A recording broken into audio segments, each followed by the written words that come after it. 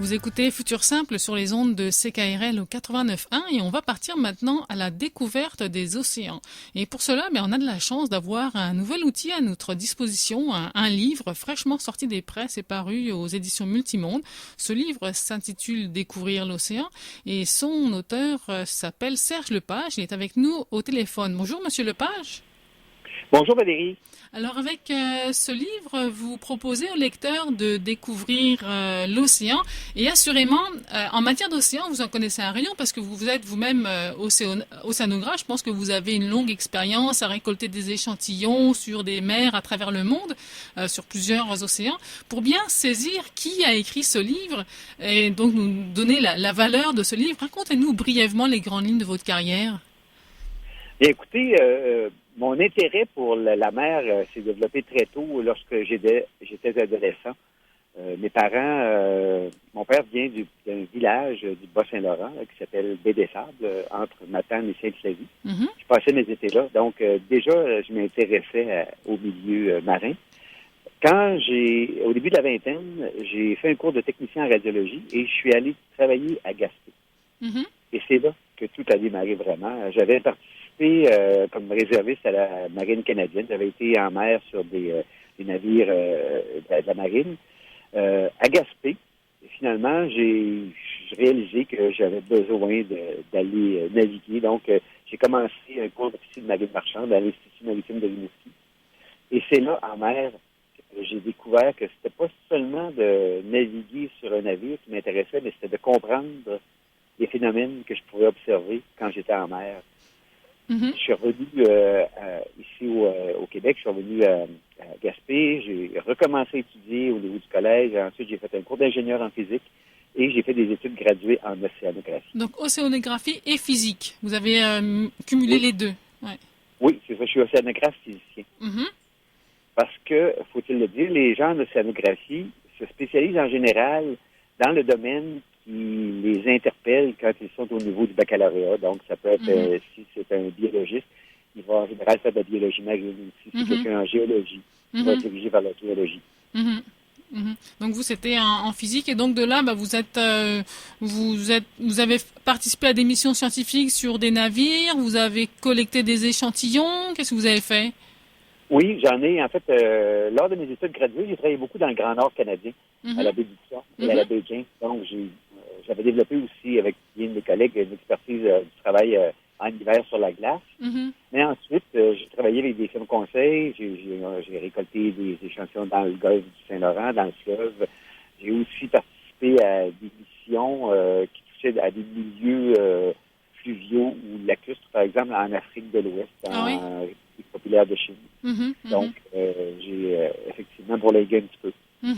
Donc là, il vous a pris cette envie d'écrire ce livre pour faire découvrir les océans aux lecteurs. Et je dirais que vous y prenez dans deux étapes. Et je vois deux parties, disons peut-être trois, mais essentiellement deux peut-être. Donc la première, c'est de nous fournir des connaissances sur les océans. Donc vous parlez même de l'histoire, de l'exploration des mers.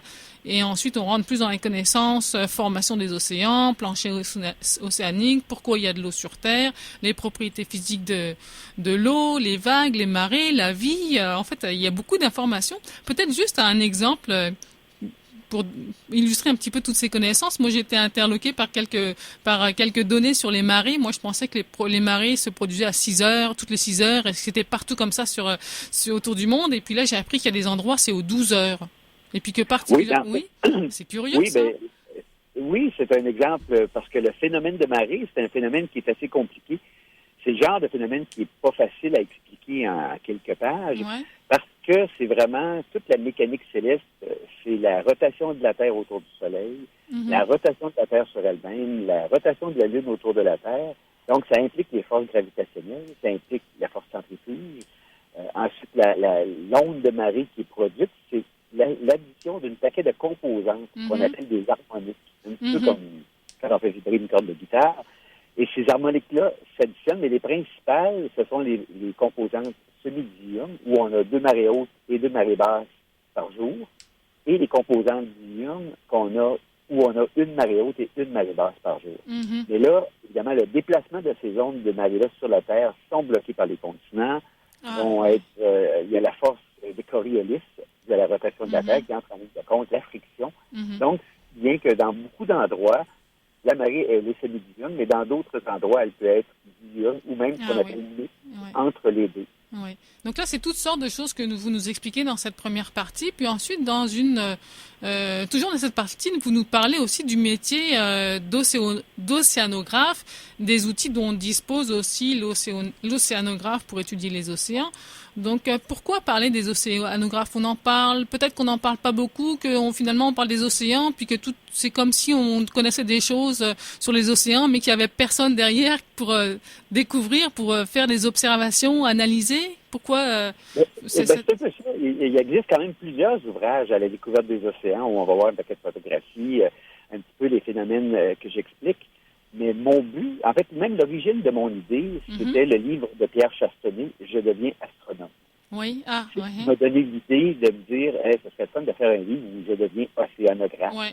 Donc, c'était l'intérêt de montrer aux jeunes que les informations, la connaissance qu'on a sur les océans, ça se recueille avec des instruments, que c'est un métier extraordinaire, que c'est un métier super intéressant, où il n'y a pas beaucoup de moments plats. C'est très varié d'une saison à l'autre, c'est très varié dans la journée quand on est en mer. Et c'était mon but. C'est pour ça que j'ai ajouté une section qui parle de l'instrumentation. Et en faisant réaliser des instruments avec des objets simples qu'on trouve à la maison. Ben oui, c'est là. Donc, d'ailleurs, j'en viens à cette deuxième partie que je vois dans le livre, c'est que là, vous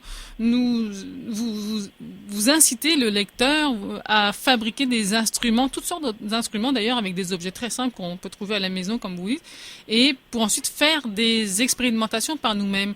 Alors, ce livre, finalement, vous l'adressez à qui? À partir de quel âge est-ce qu'on va être capable de lire les instructions? Un jeune va être capable de lire les instructions et de mener finalement ses premières expériences d'océanographe?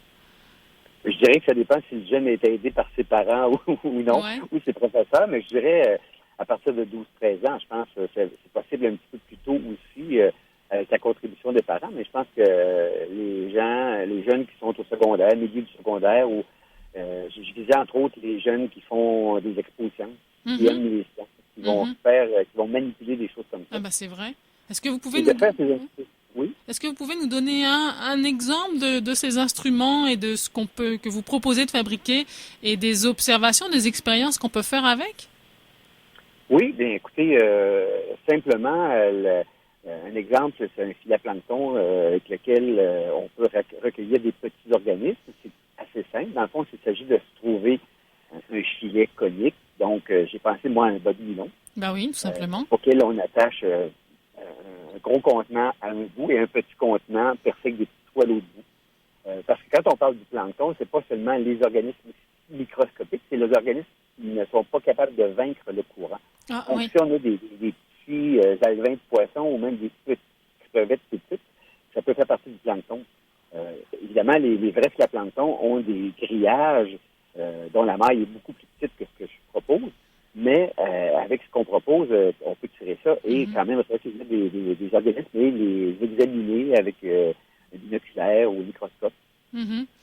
Et puis aussi, parce qu'on parlait, il y a les océanographes, physiciens, chimistes, géologues, mais là, vous donnez des expériences, des idées d'instruments, puis d'expériences pour tous ces domaines de l'océanographie. Oui, j'ai essayé parce que mon champ d'activité principale, moi, ça a été la physique et aussi la géologie. J'ai travaillé comme sédimentologue, mais je voulais donner une panoplie pour intéresser les jeunes qui peuvent vouloir faire de la chimie ou de la physique. Et après ça, c'est un départ pour que les jeunes puissent, par eux-mêmes, après ça, expérimenter. Puis en même temps, ça doit donner le goût à la méthode scientifique également, finalement vous donner presque des lignes à suivre pour faire ces expérimentations. Éventuellement, le jeune peut peut-être aller plus loin après.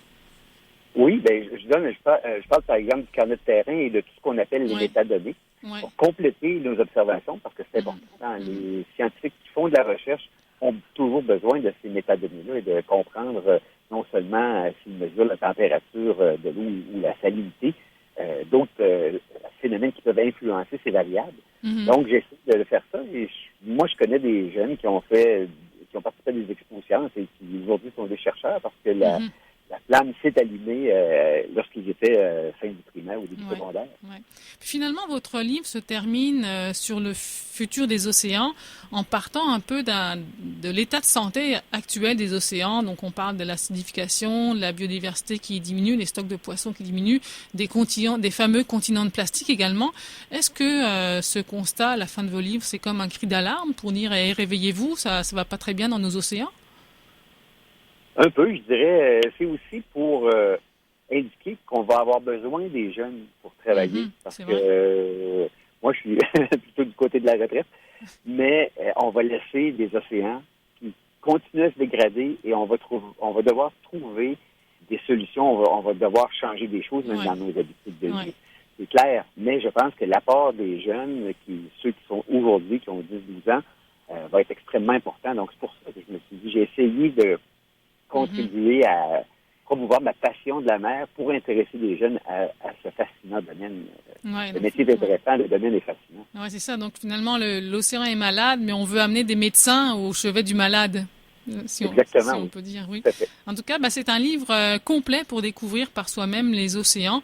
Et c'est à découvrir à partir des jeunes de 12 et 13 ans, mais je pense qu'à tout âge, on peut découvrir des informations et on peut les jouer aussi avec les instruments que vous nous proposez de construire. Alors, je vous remercie beaucoup, Monsieur Lepage, de nous faire découvrir les océans.